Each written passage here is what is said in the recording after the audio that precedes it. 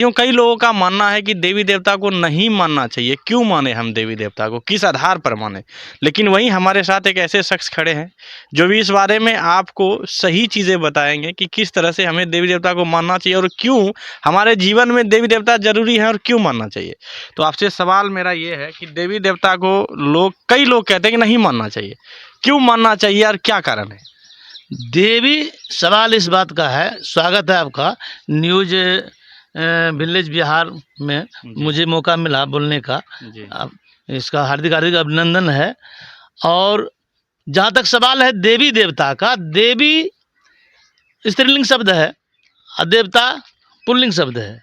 तो मनुष्य जीवन में कार्य जो होती है प्रकृति प्रदत्त जो करते हैं, मनुष्य जीवन धारण करने के बाद, मतलब मनुष्य जन्म लेने के बाद वह न देवी होता है न देवता होता है। न देवी होता है न देवता होता है, न धर्म होता है न जाति होती है। मनुष्य जब जन्म लेता है सिर्फ एक इंसान के रूप में आता है इस धरती पे, और उसके बाद मनुष्य एक सामाजिक प्राणी है। मनुष्य कोई जंगल में रहने वाला जीव नहीं है, और है भी तो एक तपस्वी के रूप में एक अकेला जीवन बसर करने वाला। सवाल यहाँ पर ये है कि देवी देवता को क्यों मानना चाहिए? देवी देवता और अपने पूर्वजों को, अपने माता पिता को क्यों मानना चाहिए? क्यों मानना चाहिए? क्योंकि माता पिता मेरा सबसे बड़ा गुरु के रूप में है, और आध्यात्मिक तौर से, सामाजिक तौर से, भौतिक तौर से उनके द्वारा मेरा सृजन हुआ, उनके संजोग से मेरा यह शरीर हमको मिला, इसलिए मेरा वो पूजनीय है। और उन्होंने उनके द्वारा हमारे पूर्वजों में जो मतलब देवी देवता के नाम से जाने जाते हैं, उनका इसलिए आदमी आदर करते हैं, सत्कार करते हैं, अनुष्ठान करते हैं, उनको पूजन अर्चन करते हैं कि उन्होंने इस धरा पर प्रकृति के प्रदत्त, इस धरा पर आने के बाद अय्यास ब्रह्मांड में जो ब्रह्मांड को जिन्होंने रचा, आदि शक्ति, अलख निरंजन, और कई धर्मों में मनु शत्रुपा, और अन्य धर्मों में मतलब हवा और आदम के नाम से, मतलब जब मनुष्य का जब उत्पत्ति हुआ या जीव की उत्पत्ति हुई, उसमें मनुष्य जब आया तो मनुष्य में कोई ऐसे कार्य करने वाला इंसान आया जिन्होंने इस ग्लोबल पूरे ब्रह्मांड में जो कि पृथ्वी है, पृथ्वी पर जो मनुष्य जीवन हुआ, उनको सही मायने में मनुष्य का स्वरूप जो होता है उनको क्या करना चाहिए, क्यों करना चाहिए, मनुष्य का क्या उचित होता है आने का, इसका कर्तव्य क्या होता है, कर्तव्य को सिखाने हेतु, कर्तव्य की पालन करने हेतु उन्होंने जो अपना कर्तव्य किया, काम किया प्रकृति के अवधि में रह करके। अच्छा, क्या उनका जो काम रहा सराहनीय रहा, पूर्वजों का, देवी देवताओं का जो काम रहा कि मान लिया जाए हम दो विचारधाराओं में बट गए, हम मनुष्य दो विचारधारा में बट गया। एक हुआ कि हम अपने कार्य से संतुष्ट करके किसी को अपना बना लें, अच्छा काम करके। एक हुआ कि मुझे प्रभुता है, मुझे शक्ति मिल गया है, हम ताकत हैं, तो हम अपने अधीन कर लेते हैं उसको, मतलब ताकत के बल, नहीं चाहते हुए भी उसको हम अधीन कर लेते हैं। वो नहीं चाहता भी है तो उसको अपना बनाने का प्रयास करते हैं, अनंतोगत्वा उसको अपने अधीन कर लेते हैं। तो इसी प्रकार में इस चीज को खत्म करने के लिए जो आवाज उठाता है, लड़ाई लड़ा है हमारा, वो देवी देवता धर्म का उत्पत्ति हुआ, उसमें वहां पर धर्म की उत्पत्ति हो जाती है। तो उस रक्षा करने के लिए जबरन किसी पर अधिकार नहीं करना, जबरन अपना नहीं बनाना। यदि अपना बनाना है तो प्रकृति प्रदत्त, मतलब उनको अपना बनाना है तो आकर्षण से उसके लिए अच्छा काम करके, उसका कुछ सहयोग करके अपना बनाइए। यह तरीका को जिसने नहीं अपनाता है वही लोग कहते हैं कि देवी देवता को नहीं मानना चाहिए, क्योंकि वो अपना वर्चस्व कायम करना चाहता है।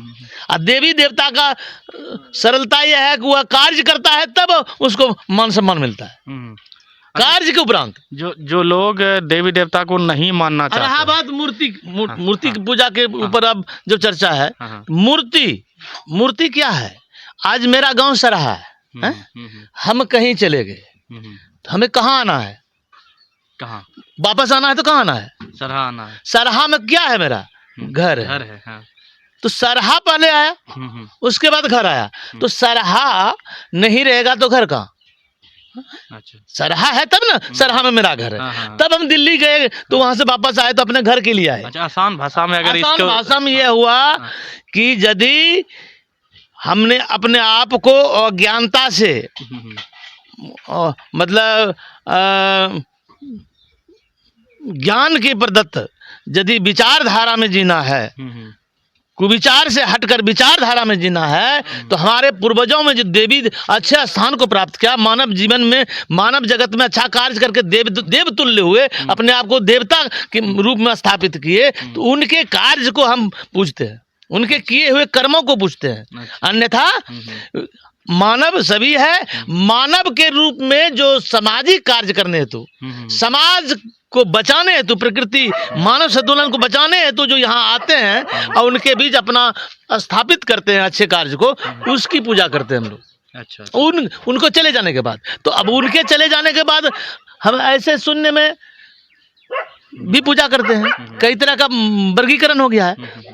निराकार, आकार, दो रूप है, सगुण और निर्गुण, समझे ना। मूर्ति सगुण हो गया और निर्गुण निराकार हो गया। तो यहाँ पर मनुष्य दो विचारधारा में बढ़ता है। एक इस्लाम धर्म को मानने वाले निराकार को पूछते हैं, इसी में हिंदू और में दो धारा है, निराकार को भी पूछते हैं, जैसे मतलब कबीर जी आए, एक मतलब इस ग्लोबल में उनका एक अलग छाप रहा। उन्होंने दर्शा दिया कि मनुष्य एक है, ईश्वर एक है, परमात्मा एक है।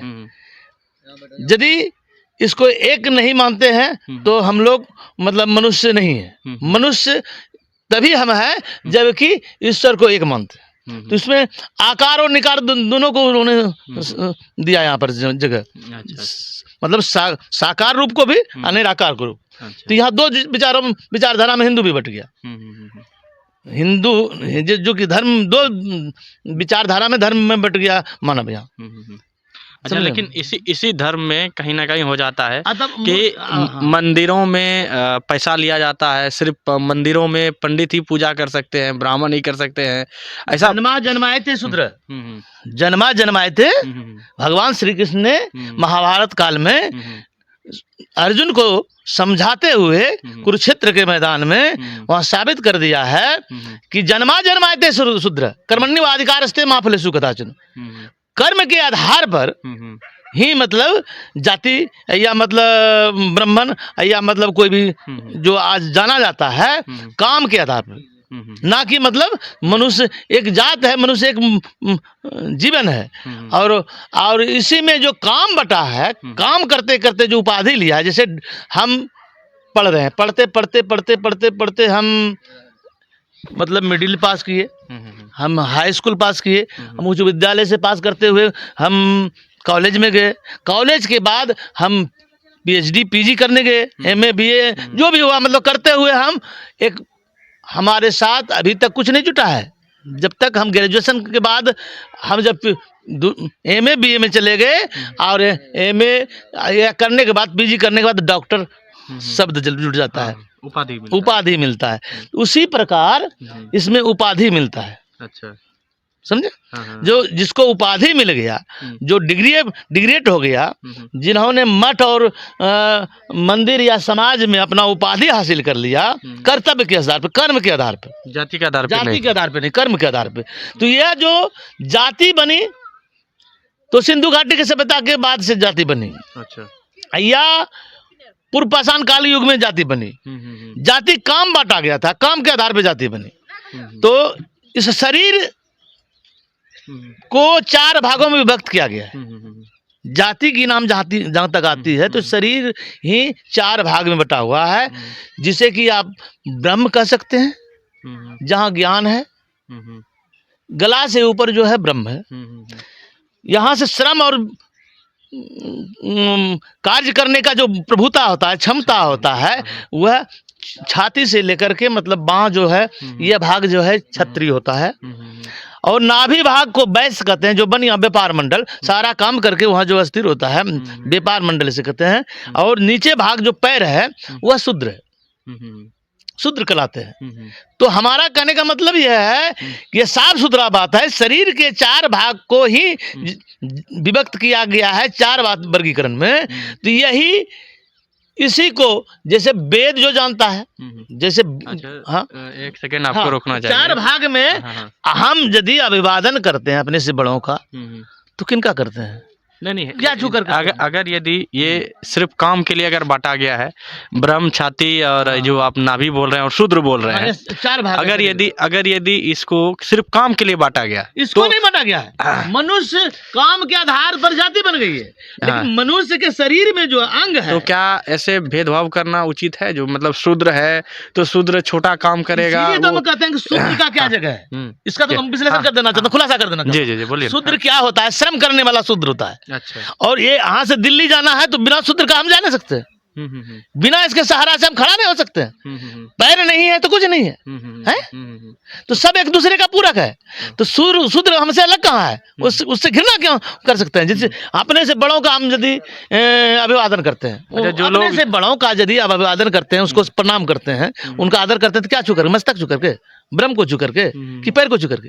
पैर पे झुकता है पूरा, ब्रह्म कहाँ झुकता है? शूद्र को प्रणाम करता है ब्रह्म झुकता है पैर, और पैर उसको सम्मान देता है, खड़ा करता है अपने ऊपर, तब जाकर के वह मतलब ज्ञान बखान करता है, कहीं ले जाता है शरीर को। छतरी इसको सहयोग करता है भुजा से, दोनों हाथ जाके वहीं टिकता है, नाभि वहीं जाके झुकता है। तो पूरा तीनों पार्ट हमारा झुकता है कहाँ? नीचे।